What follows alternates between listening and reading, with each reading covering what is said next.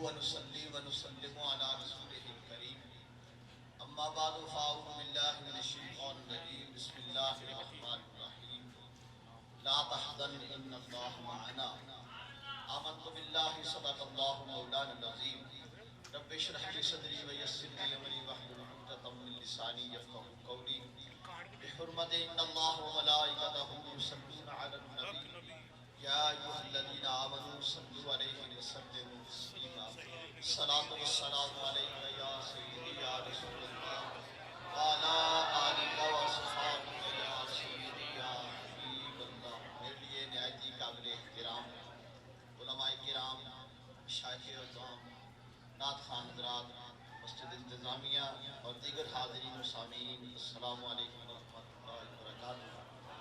چونکہ سب ہی انتظار کر رہے ہیں اور ہم بھی انتظار کی نگاہوں سے ہی انہیں بار بار دیکھ رہے ہیں، اور انتظار کی گھڑیاں بڑی مشکل ہوتی ہیں. کہتے ہیں الانتظار اشد من الموت، کہ انتظار موت سے زیادہ سخت ہوتا ہے. انتظار میں پھر کچھ کہا بھی نہیں جاتا کہ بندہ کہتا ہے موضوع کون سا شروع کروں، کہ کہیں ایسا نہ ہو کہ جن کا انتظار ہے وہ آ جائیں اور موضوع وہیں رہے. لہذا میں نے جو آیت مبارکہ تلاوت کی ہے صرف اس کا ترجمہ اور اصل میں کھڑا ہوا ہوں آج کی اس محفل پاک کے اغراض و مقاصد کو بیان کرنے کے لیے. کتاب ماشاءاللہ آپ نے سنے ابن شاہ صاحب کا، اور ماشاءاللہ ہمارے نجیب محفل بھی خطیب ہیں، بہت اچھا کتاب وہ بھی فرما رہے تھے. اور میرے بعد تو حضرت علامہ تشریف لانے والے ہیں، اور الحمدللہ ہماری محفل میں یہ علماء کرام تشریف فرما ہیں. حضرت علامہ مولانا مفتی محمد رمضان صاحب جو یہاں اسٹیشن کے پاس مسجد ہے وہاں کے خطیب ہیں، جامعہ نعیمیہ کے فاضل ہیں. حضرت ہمارے اس جامعہ کے، ہمارے اس ادارے کے شیخ الحدیث حضرت علامہ مولانا ثاقب افضل صاحب رضوی صاحب بھی تشریف فرما ہیں اور بہت اچھے خطیب ہیں. اور اس کے علاوہ شاہ صاحب کا خطاب آپ نے سنا ماشاءاللہ. حضرت علامہ مولانا حسیب صاحب بھی تشریف لائے. حضرت آگے تشریف لائے، علماء کرام آج آگے تشریف فرمائے، آگے بڑے بڑے لوگ آگے تشریف لائے. تو علماء کرام ماشاءاللہ ان کا جمع غفیر ہے، اور بہت سارے یہ اپنے اپنے کلیے چھپا کے بیٹھے ہیں. ان میں سے کئی علماء کرام تشریف فرما ہیں. اللہ تعالیٰ سب کے علم و عمل میں برکتیں عطا فرمائے. تو آج کے جو محفل پاک ہے اس کے اغراض و مقاصد میں سے سب سے اہم مقصد تاجدار ختم نبوت یہ کانفرنس منعقد کرنی تھی. سر شروع میں ہمارا الحمدللہ یہ پروگرام تھا میلاد مصطفیٰ صلی اللہ علیہ وسلم کا، اور یہ 6 سالانہ محفل پاک ہے. اس میں کیونکہ ٹائم لیتے لیتے اب رجب شریف کا مہینہ آ گیا، تو میں نے انتظامیہ سے گزارش کی کہ رجب شریف میں تو معراج مصطفیٰ ہوتی ہے، میلاد مصطفیٰ نہیں.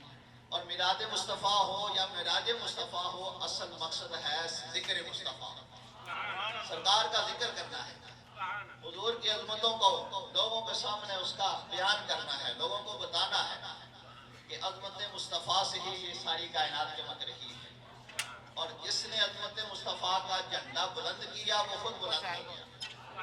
پورا ماہ مبارک گزر گیا، سیدنا صدیق اکبر رضی اللہ عنہ کا ذکر خیر ہر مسجد میں، ہر گلی محلے میں، ہر مقام پہ ہوتا رہا. کیوں؟ اس لیے کہ انہوں نے ذکر مصطفیٰ کو بلند کیا.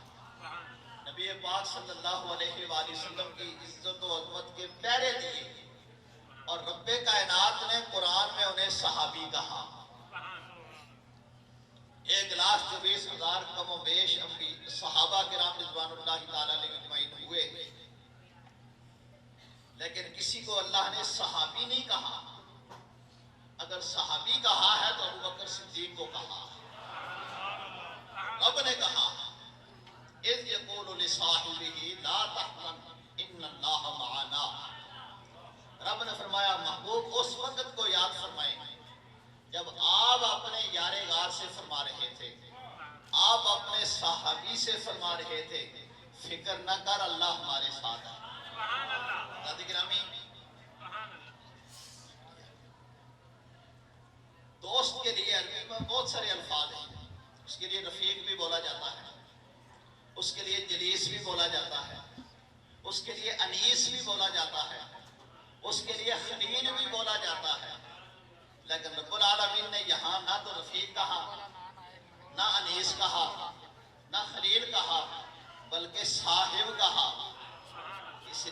اللہ کو علم تھا کہ دنیا میں ایسے لوگ بھی ہوں گے جو سب سے افضل، سب سے اعلیٰ، سب سے کمال والے صحابی رسول ابو بکر صدیق رضی اللہ عنہ کی عظمتوں کا انکار کریں گے۔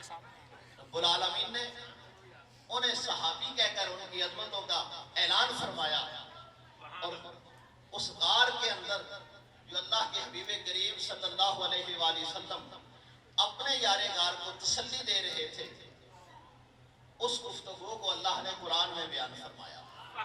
اور تسلی کس بات کی تھی؟ ابو بکر صدیق رضی اللہ عنہ کو فکر اس بات کی تھی کہ کہیں دشمن نہ آ جائے۔ وہ رسول پاک صلی اللہ علیہ وآلہ وسلم کی عزت و عظمت کی پہرہ داری کر رہے تھے اور عرض کر رہے تھے، یا رسول اللہ اب تو اوپر آ گئے ہیں، اب تو سر پہ آ گئے ہیں، اب تو نظر آ ہی جائیں گے۔ تو رسول پاک صلی اللہ علیہ وسلم نے ارشاد فرمایا، لا تحزن ان اللہ معنا، ابو بکر فکر نہ کرو، اللہ ہمارے ساتھ ہے۔ رسول پاک صلی اللہ علیہ وآلہ وسلم نے یہ گفتگو اپنے یار غار سے فرمائی تو رب کائنات نے انہی الفاظ کو قرآن میں بیان فرما دیا، لا تحزن ان اللہ معنا۔ اور پھر ابو بکر صدیق رضی اللہ تعالیٰ عنہ کی اس عظمت کا صدقہ، جس طرح انہوں نے رسول پاک صلی اللہ علیہ وسلم کی عزت و ناموس پہ پہرہ داری کی اور اس کا حق ادا کیا، آج بھی الحمدللہ ان کے غلام ہی اس غلامی کا حق ادا کر رہے ہیں۔ ابو بکر صدیق رضی اللہ عنہ نے اپنی جان، اپنا مال، اپنا وطن، اپنا گھر بار، سب کچھ رسول پاک صلی اللہ علیہ وسلم کے قدموں پہ قربان کر دیا۔ ہر انسان کی چاہت ہوتی ہے، پسند ہوتی ہے۔ رسول پاک صلی اللہ علیہ وآلہ وسلم نے ابو بکر صدیق سے پوچھا تھا، ابو بکر تمہاری پسند کیا ہے، تمہاری چاہت کیا ہے، تم کیا چاہتے ہو؟ عرض کیا، نظر الی وجہ رسول اللہ، رسول اللہ میری چاہت یہ ہے چہرہ آپ کا ہو، آنکھیں میرے ہو، دیدار آپ کا کرتا رہو۔ اور فرمایا، انفاق مالی علی قدم رسول اللہ، قدم مال میرا ہو، رسول اللہ کے قدموں پہ قربان کرتا رہو، میری یہ بڑی چاہت ہے۔ اور پھر میری تیسری چاہت یہ ہے کہ میری بیٹی ہو، رسول اللہ کے نکاح میں ہو، یہ میری سب سے بڑی چاہت ہے۔ ہر انسان اپنی جان، اپنا وطن، اپنی اولاد ہر انسان کو اچھی لگتی ہے، ہر انسان کو پیاری لگتی ہے۔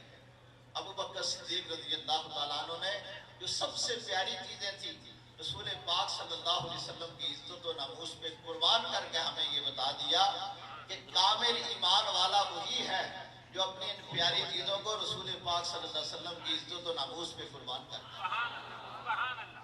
یہی وجہ تھی کہ جب آپ خلیفہ مقرر ہوئے اور اس زمانے میں مسیلمہ کذاب، جس طرح کے قبلہ شاہ صاحب بھی بیان فرما رہے تھے، اس بد نصیب نے نبوت کا دعویٰ کر دیا۔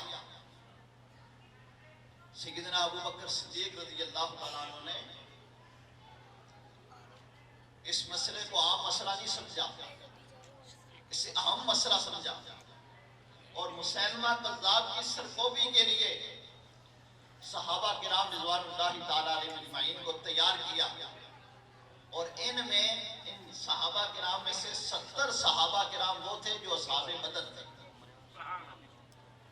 حالانکہ صحابہ کرام رضوان اللہ تعالیٰ علیہ اجمعین اہل بدر کا بہت احترام کرتے تھے، انہیں جنگوں میں نہیں جانے دیتے تھے، کہا کرتے تھے کہ ہماری نشانیاں ہیں، ہم انہیں دیکھ کے اپنا دل ٹھنڈا کرتے ہیں کہ یہ وہ خوش نصیب ہیں جنہوں نے رسول پاک صلی اللہ علیہ وآلہ وسلم کے ساتھ سب سے پہلا معرکہ انہوں نے سر کیا ہے، کامیابی اختیار کی ہے۔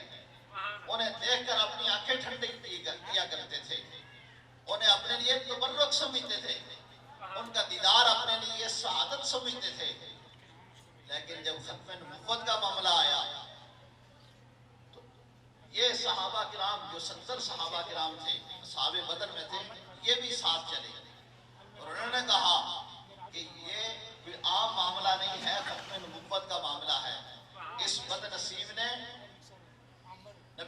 صلی اللہ علیہ وسلم کی نبوت کو چیلنج کیا ہے، لہذا اس سے زمین کو پاک ہی کرنا ضروری ہے۔ اور پھر حفاظ کرام کا بڑا احترام تھا، خود نبی پاک صلی اللہ علیہ وسلم نے یہ احترام صحابہ کرام کو بتایا تھا کہ جنگ احد کے موقع پر جب صحابہ کرام رضوان اللہ تعالیٰ علیہ اجمعین شہید ہو گئے تو اب انہیں دفنانا تھا، تو رسول پاک صلی اللہ علیہ وسلم نے فرمایا کہ کفن اتنے نہیں ہیں جو ہر ایک کو پورے آ سکے، لہذا ایک ایک کفن میں دو دو کو دفناؤ اور قبریں اس طرح کھودو کہ حافظ قرآن کو پہلے قبر میں رکھا جائے اور اس کے بعد دوسرے کو رکھا جائے۔ یہ حافظ قرآن کی عزت اور عظمت تھی جو رسول پاک صلی اللہ علیہ وسلم نے قیامت تک لوگوں کو بتائی، لیکن ایک دو تین چار نہیں، 700 حفاظ کرام مسیلمہ کذاب کے خلاف سیدنا ابو بکر صدیق رضی اللہ عنہ نے تیار فرمائے، اور وہ 700 صحابہ کرام رضوان اللہ تعالیٰ علیہ اجمعین مسیلمہ کذاب کے خلاف جنگ کرنے کے لیے گئے، اور یہ حضرت خالد بن ولید رضی اللہ تعالیٰ عنہ کی قیادت میں گئے، جنہیں رسول پاک صلی اللہ علیہ وسلم نے سیف اللہ کا لقب عطا فرمایا تھا۔ اور آپ مجھ سے پہلے نقیب محفل سے غالباً یا خطیب صاحب سے یہ بات بھی سن چکے کہ حضرت خالد بن ولید رضی اللہ تعالیٰ عنہ ساری زندگی جہاد کرتے رہے، لیکن آپ ظاہری شہادت سے مستفید نہیں ہوئے، یعنی کسی کی تلوار سے آپ اس دنیا سے رخصت نہیں ہوئے، اپنی طبی موت اس دنیا سے رخصت ہوئے، اور جب آپ کا آخری وقت آیا تو آپ رو رہے تھے، آپ کے آنکھوں سے آنسو جاری تھے۔ پوچھا گیا کیا آپ موت کی ڈر سے رو رہے ہیں؟ فرمایا نہیں، موت کی ڈر سے نہیں، میں صرف اس لیے رو رہا ہوں کہ ساری زندگی میں نے اللہ کی راہ میں جہاد کیا، لیکن مجھے میدان جہاد میں موت نہ آئی، آج چارپائی پہ آ رہی ہے، میں تمنا یہ کرتا رہا کہ مجھے میدان جہاد میں موت آئے، لیکن مجھے آج چارپائی پہ موت آ رہی ہے۔ تو انہیں تسلی دینے والوں نے کہا کہ تم وہ خوش نصیب ہو کہ بے شک گھر میں بھی فوت ہو رہے ہو، لیکن قیامت کے دن تمہیں شہیدوں میں اٹھایا جائے۔ اب بات جو قابل غور میں کہنا چاہتا ہوں وہ یہاں یہ کہ آپ میدان جہاد میں کیوں نہ فوت ہوئے، وہاں شہادت کیوں نہ پائی؟ اس لیے کہ رسول پاک صلی اللہ علیہ وسلم نے انہیں سیف اللہ کہہ دیا تھا، اور سیف اللہ کا معنی ہے اللہ کی تلوار، اللہ کی تلوار۔ اب اگر آپ کسی جنگ میں شہید ہو جاتے تو کوئی اعتراض کرنے والا اعتراض کر لیتا، دیکھو جی میں نے اللہ کی تلوار کو ختم کر دیا، میں نے اللہ کی تلوار کو ختم کر دیا، تو اللہ کی تلوار کو کوئی ختم نہیں کر سکتا، اس لیے اللہ نے آپ کو یہ منصب عطا فرمایا تھا کہ آپ سب کو ختم کرتے تھے، آپ کو کسی نے نہیں مارا۔ اور اس جنگ میں مسیلمہ کذاب کے خلاف جو جنگ لڑی گئی، اس جنگ میں حضرت خالد بن ولید رضی اللہ عنہ کی قیادت میں جب مسلمانوں کا یہ گروہ گیا، اب جا کے وہاں نعرہ لگتا تھا جس طرح آپ ماشاءاللہ نعرہ لگاتے ہیں، نعرہ تکبیر، ماشاءاللہ اونچی آواز سے کہ نعرہ تکبیر، نعرہ رسالت۔ اب یہاں تک نعرہ تکبیر تک تو ان کا بھی اتفاق تھا۔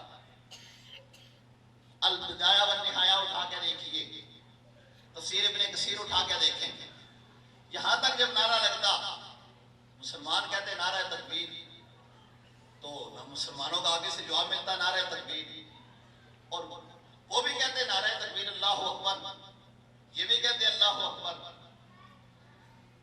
اب مسلمان بڑے پریشان ہیں کہ وہ بھی اللہ کو مان رہے ہیں، یہ بھی اللہ کو مان رہے ہیں، لڑے تو لڑے کیسے، فرق کیسے ہو؟ تو صحابہ کرام رضوان اللہ تعالیٰ علیہ اجمعین نے دوسرا نعرہ لگایا، نعرہ رسالت، نعرہ رسالت۔ تو تفسیر البدایہ والنہایہ میں اور دوسری تفسیروں میں آتا ہے ینادون یا محمد یا رسول اللہ۔ صحابہ کرام کا اس وقت نعرہ تھا یا محمد یا رسول اللہ، اور یہی وہ نعرہ ہے جس نے شروع سے لے کر اب تک اور اب سے لے کر تا قیام قیامت مسلمانوں کی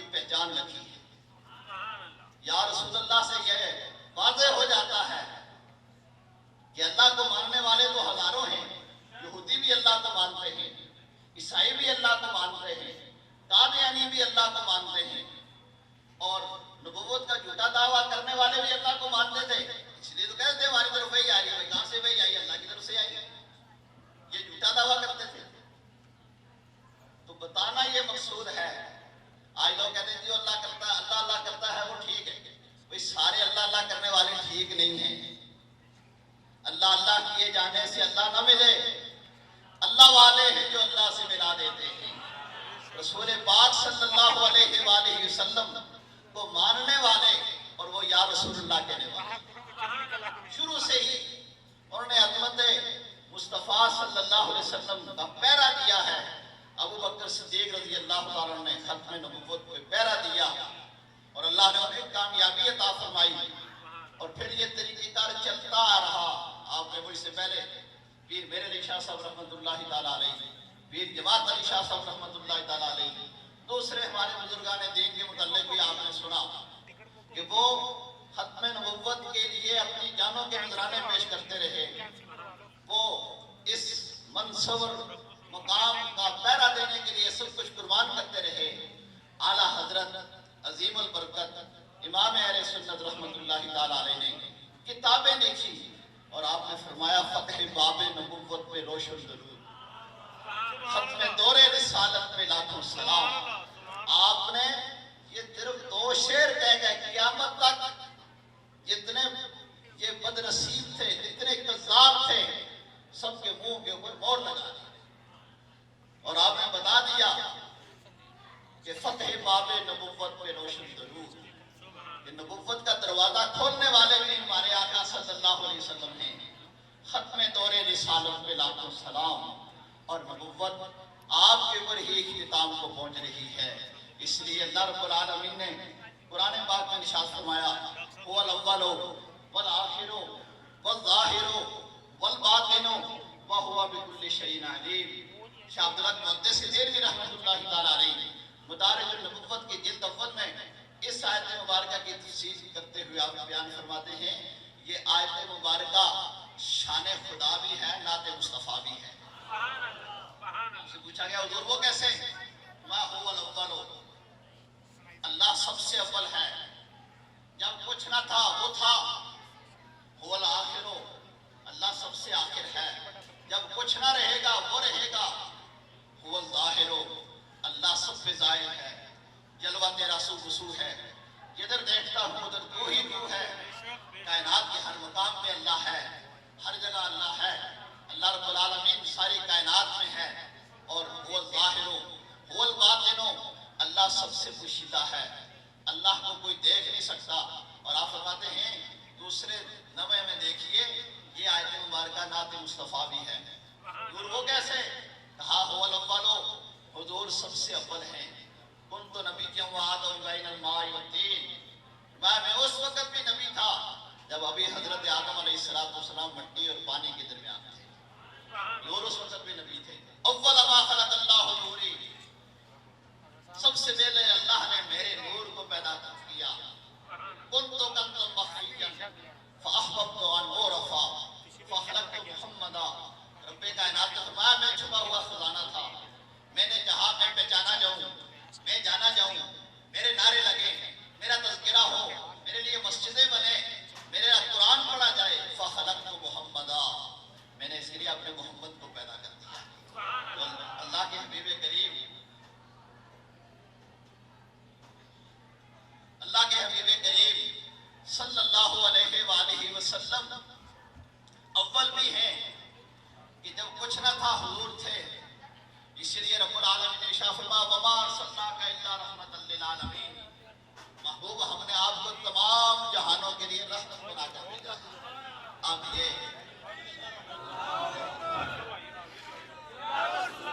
نعرہ تکبیر، نعرہ رسالت، نعرہ رسالت، نعرہ تحقیق، نعرہ حیدری، حیدری، تاجدار ختم نبوت، تاجدار ختم نبوت، علماء اہل سنت، علماء اہل سنت، अवाम जी वकार अल्हम्दुलिल्लाह वो घड़ियां आ पहुंची जिसका मुझे और आपको बड़ी बेसब्री के साथ इंतजार था।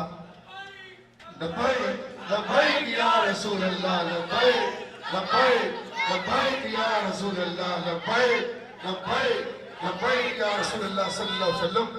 सूफी बासवाब, दरवेश अहले सुन्नत, सरमाया अहले सुन्नत और वकारी अहले सुन्नत हजरत अल्लामा व मौलाना डॉक्टर मोहम्मद सुलेमान मुस्बाही खातमी साहब जीदा मजदूर करीम आप सियालकोट, माशाल्लाह आप इस वक्त महफिल पाक के अंदर जो है जलवा घर है। मैं और आप इनकी जियारत कर रहे हैं। मैंने और आपने पहले इन्हें अपना यूट्यूब के जरिए या मुख्तलिफ चैनल के जरिए जो है समा के आज अल्हम्दुलिल्लाह अल्लाह पाक ने मौका दिया कि मैं और आप इन्हें लाइव देख रहे हैं। अल्लाह करीम इन्हें सलामत रखे। अब आखिरी अल्फाज, क्योंकि अब मेरे हम नाम तशरीफ ले आए हैं। मेरा नाम मोहम्मद सुलेमान कादरी और हजरत का नाम मोहम्मद सुलेमान मिसबाही। अब उनका ही खिताब होगा और ज़्यादा ऐलान करने की, बार बार कहने की ज़रूरत नहीं, क्योंकि कहते हैं मुश्का बाशत के बगोयत, आना बाशत के बतो गोयत। खुशबू वो नहीं होती जिसके लिए ऐलान करना पड़े कि ये खुशबू है। खुशबू अपना आप खुद बताती है। हजरत आपका खिताब आप सुनेंगे और आपको पता चलेगा कि इतने दूर से हजरत तशरीफ लाए हैं। वाकई ही बेमिसाल आपका खिताब होता है। मैं तमाम उलमा किराम को खुश आमदीद कहता हूँ और सबका शुक्रिया अदा करता हूँ। बिलखुसूस हजरत अल्लामा मौलाना डॉक्टर मोहम्मद सुलेमान मिसबाही साहब जो इतने दूर से सफ़र करके तशरीफ लाए, मैं तहे दिल से उनका शुक्रिया अदा करता हूँ। अल्लाह रब्बुल आलमीन इन उलमा का साया हमारे सरों पे तादेर कायम दायम रखे। व आखिर दावाना अल्हम्दुलिल्लाहि रब्बिल आलमीन।